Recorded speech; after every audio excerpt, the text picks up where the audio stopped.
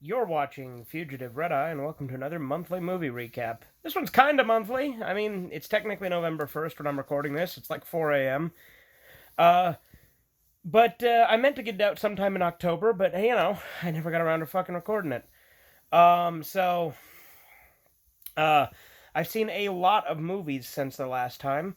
I have not taken notes and written them down this time like I normally do at the start of these, because I wanted to try and get this out quick. So if I miss anything, I guess I'll get them next recap. But movies I have seen. Let's just go what's at the top of my mind first. I saw this movie called Goodnight Mommy, which is a Austrian movie, and it's in German because they speak German in Austria. And it's a movie about these two kids, who one of them, the mother doesn't seem to be able to see, and there's a reason for that it gets to in the end of the movie that it kind of hints at the beginning too, and it kind of becomes increasingly obvious. Um, but then they start to think that their mom's not their real mom, and at first you're thinking, oh, the mom's bad, she's kind of abusive. You think you don't really see any actual abuse, but you kind of get the implication. Um, and then it's implied that she killed a cat, although I think the cat actually probably died of natural causes. But then later on, it's spoilers. The kids start torturing her. Now, granted, since we're in the spoiler territory at this point, I'm gonna avoid too many spoilers, but it's really graphic with the torture. Like, it's not like the most graphic thing I've ever seen. It doesn't compare to like Antichrist, but it's still pretty graphic, and it's pretty fucked up. And it started out with me thinking, oh, this mom's a bitch, and then by the end of it, I'm like, these kids need to be shot. It was a very interesting shift in the way I perceived it. But it was a very good movie. It's one Corbin and I watched. And speaking of movies Corbin and I have watched, um, I currently still have Netflix. We'll be canceling it on the 7th, I think, or something like that. But we watched Homunculus, based on the manga by, want to say his name is like Yamamoto? The guy who wrote Ichi the Killer. His name escapes. I think it's something Yamamoto. Um, but the movie Homunculus actually has a lot of drastic changes from the manga, from what I've been told. But nevertheless, it does still follow essentially the same plot to an extent. Where, this guy has a hole drilled in his head, and he starts to be able to perceive what are essentially people's inner demons, their traumas, like manifesting in weird ways.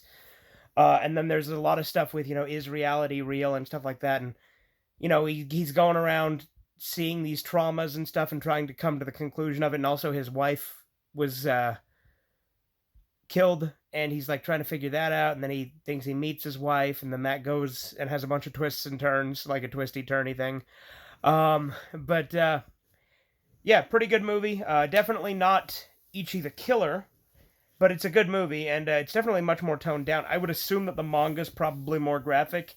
Because to be fair, the Ichi the Killer movie was toned down too, although not as much as this one, I'm sure. Although then again, I'm sure this manga's probably not as graphic as Ichi the Killer, because Ichi the Killer is pretty graphic. Um, but yeah, Homunculus is pretty interesting. It's a Netflix original in the U.S., I think. I think the U.S. Netflix has the distribution rights. I'm not 100%. But other than that, another movie I have seen is, let's just talk about one I watched on Halloween, right? Which was The Unknown from 1927, which is a silent film about this like circus slash freak show thing, and sort of this character who's got no arms, and he's our main character, played by Lon Chaney, who was most famous for The Phantom of the Opera and The Hunchback of Notre Dame. But as this movie progresses, we start to learn more and more about this character, and spoiler, but he is a wanted killer, and he actually does have arms. He's pretending not to have arms. He has two thumbs on one of his hands.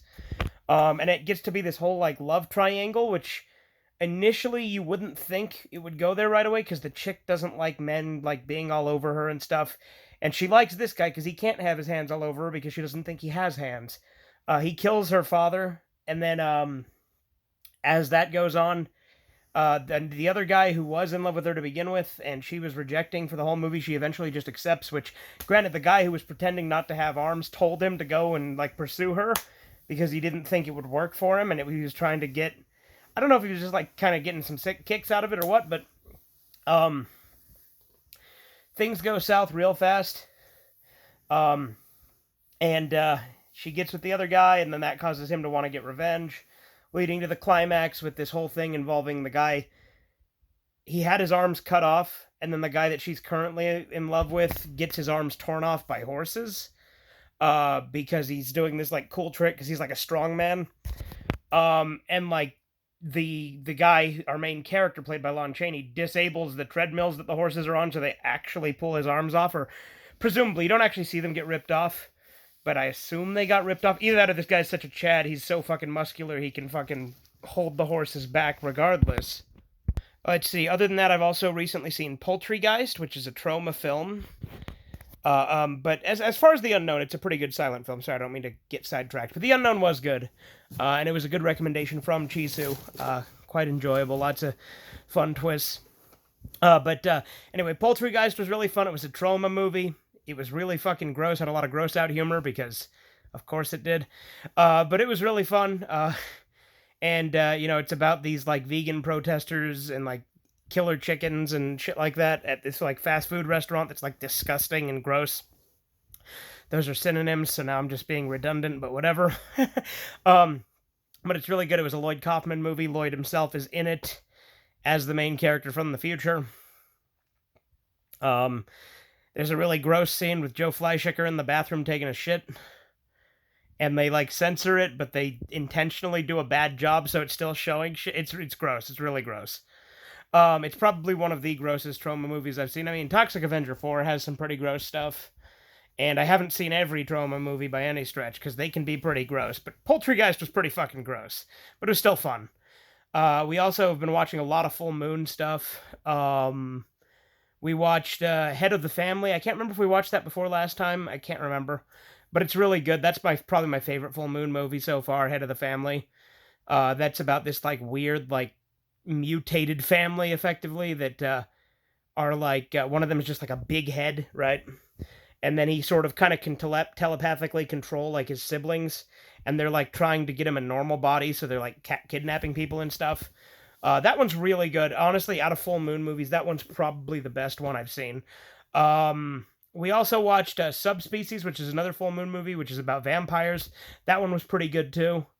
I saw the original Dracula for the first time. I had not seen the original. I shouldn't say the original. It's not really the original, because there was technically a movie called The Death of Dracula that predates it, although that's a lost film. Also, Nosferatu was before that, and that's literally an adaptation of Dracula. It just, they didn't have the rights to it, and Dracula wasn't public domain yet. And the book is public domain now, and Nosferatu, many versions actually do have the Dracula character names and places now. But we also did rewatch Nosferatu, but I've seen that before.